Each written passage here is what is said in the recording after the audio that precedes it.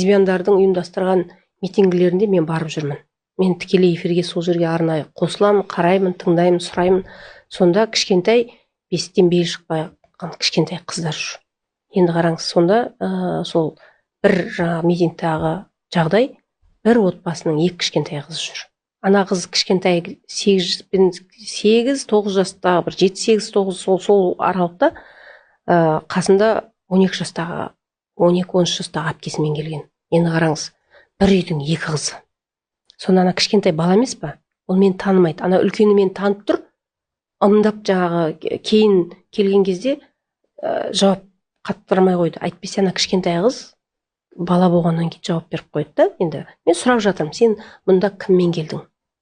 Жасың нешеде деп сұраған кезде жасын айтпады, бірақ сонда кішкентай қыздардың қолдарында плакаттарды ұстатып қойған, қараңыз.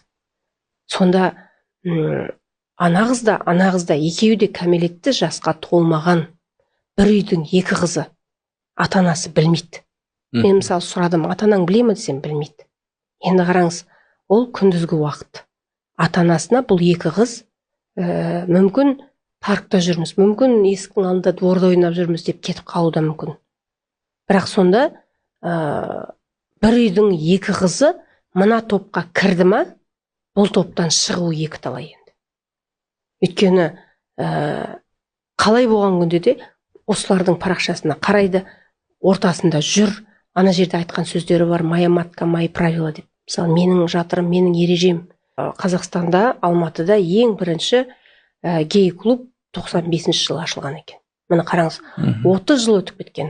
Егер біз тағы да көрсек те көрмегендей болып, естісек те естімегендей болып, жаңағы жамандықты айтпа тарап кетеді деген бұрынғы біздің қазақы дүниемен жауып қоя беріп келдік қой осы уақытқа дейін. Табу ұстадық. Иә, мысалы, ойбай айтпа, ондайды болмайды, жаңағы жаманды айта берсең көбейеді деп, сондай бір қағидамен болмаса, көбісі білмей, білгендері осы жаңа қағидамен үндемей келдік.